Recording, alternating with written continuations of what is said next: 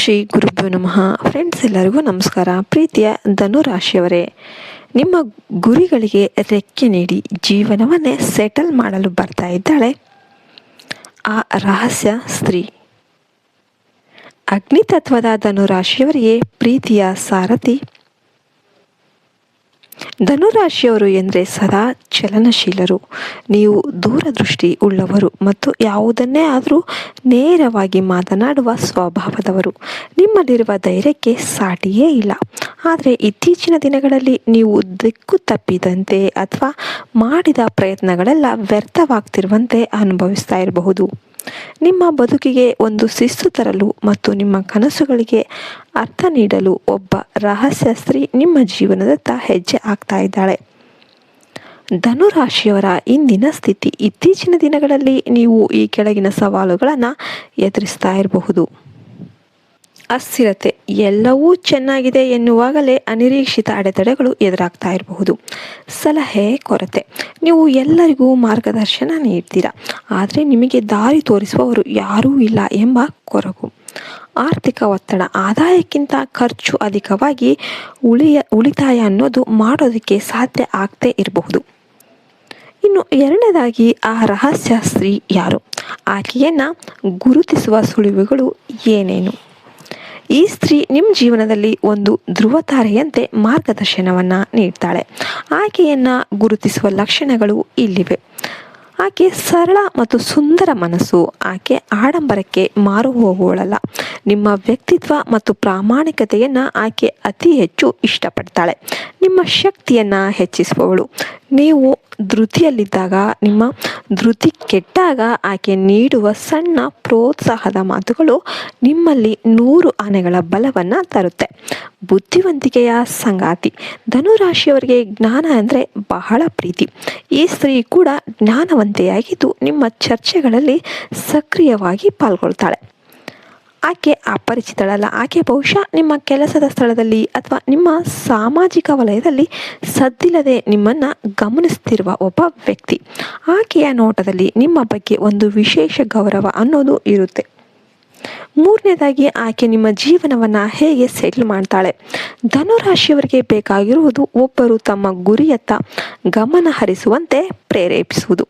ಆಕೆ ಅದನ್ನು ಈ ರೀತಿ ಮಾಡ್ತಾಳೆ. ವೃತ್ತಿ ಮತ್ತು ಆರ್ಥಿಕ ಏಳಿಗೆ ಅಂದರೆ ಕೆರಿಯರ್ ಆ್ಯಂಡ್ ವೆಲ್ತ್. ಆಕೆಯ ಆಗಮನದ ನಂತರ ನಿಮ್ಮ ಜಾತಕದಲ್ಲಿರುವ ಗುರುಗ್ರಹದ ಶುಭ ಫಲಗಳು ಅನ್ನೋದು ಹೆಚ್ಚುತ್ತೆ. ಉದ್ಯೋಗದಲ್ಲಿ ಬಡ್ತಿ ಅಥವಾ ವಿದೇಶಕ್ಕೆ ಹೋಗುವ ನಿಮ್ಮ ಕನಸುಗಳು ನನಸಾಗುವ ಸಮಯ ಇದು. ಆಕೆಯ ಅದೃಷ್ಟ ನಿಮ್ಮ ಬ್ಯಾಂಕ್ ಬ್ಯಾಲೆನ್ಸ್ ಹೆಚ್ಚಿಸಲು ಪರೋಕ್ಷವಾಗಿ ಕಾರಣವಾಗುತ್ತೆ. ಇನ್ನು ಜೀವನದಲ್ಲಿ ಶಿಸ್ತು, ಡಿಸಿಪ್ಲಿನ್.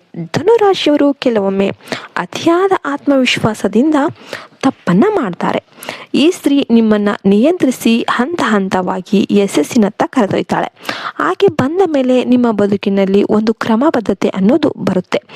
ಸಂತೋಷದ ವಾತಾವರಣ. ನಿಮ್ಮ ಮನೆಯಲ್ಲಿರುವ ಕೌಟುಂಬಿಕ ಸಮಸ್ಯೆಗಳು ಅಥವಾ ಮನಸ್ತಾಪಗಳನ್ನು ಬಗೆಹರಿಸಲು ಆಕೆ ದೊಡ್ಡ ಪಾತ್ರವನ್ನು ವಹಿಸ್ತಾಳೆ.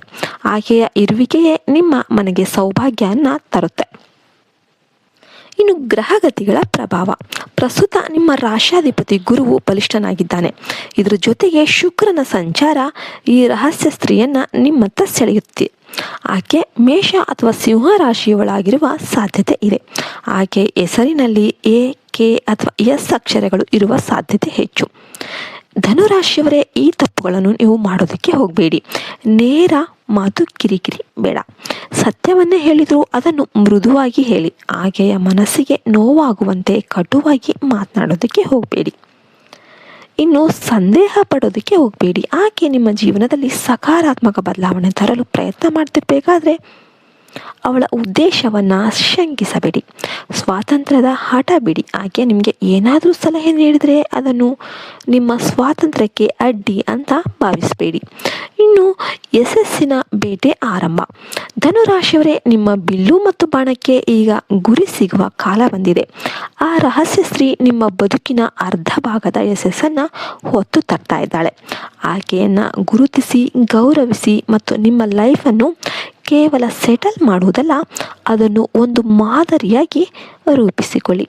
ಈ ಮಾಹಿತಿ ನಿಮಗೆ ಇಷ್ಟ ಆಯಿತು ಅಂದರೆ ನಿಮ್ಮ ಧನುರಾಶಿಯ ಫ್ರೆಂಡ್ ಜೊತೆ ಈ ಮಾಹಿತಿಯನ್ನು ತಕ್ಷಣವೇ ಹಂಚಿಕೊಳ್ಳಿ. ನಿಮ್ಮ ಜೀವನದಲ್ಲಿ ಕೂಡ ಇಂತಹ ವ್ಯಕ್ತಿ ಇದ್ದಾರೆ ಅನ್ನಿಸ್ತಾ ಇದೆಯಾ ನಿಮಗೆ? ಕಮೆಂಟಲ್ಲಿ ನಮಗೆ ತಿಳಿಸಿ. ನಿಮಗೆಲ್ಲರಿಗೂ ಒಳ್ಳೆಯದಾಗಲಿ ಅಂತ ಹಾರೈಸ್ತಾ ಈ ವಿಡಿಯೋವನ್ನು ಮುಗಿಸ್ತಾ ಇದ್ದೇವೆ. ಮತ್ತು ನಿಮ್ಮದು ಧನುರಾಶಿಯಲ್ಲಿ ಯಾವ ನಕ್ಷತ್ರ ಅಂತ ಕಮೆಂಟ್ ಮಾಡಿ. ಮುಂದಿನ ವಿಡಿಯೋದಲ್ಲಿ ಸಿಗೋಣ. ಜೈ ಹಿಂದ್, ಜೈ ಭಾರತ್ ಮಾತೆ. ಹರಿ ಓಂ ತತ್ಸತ್. ಸರ್ವೇ ಜನೋ ಸುಖಿನೋ ಭವಂತು.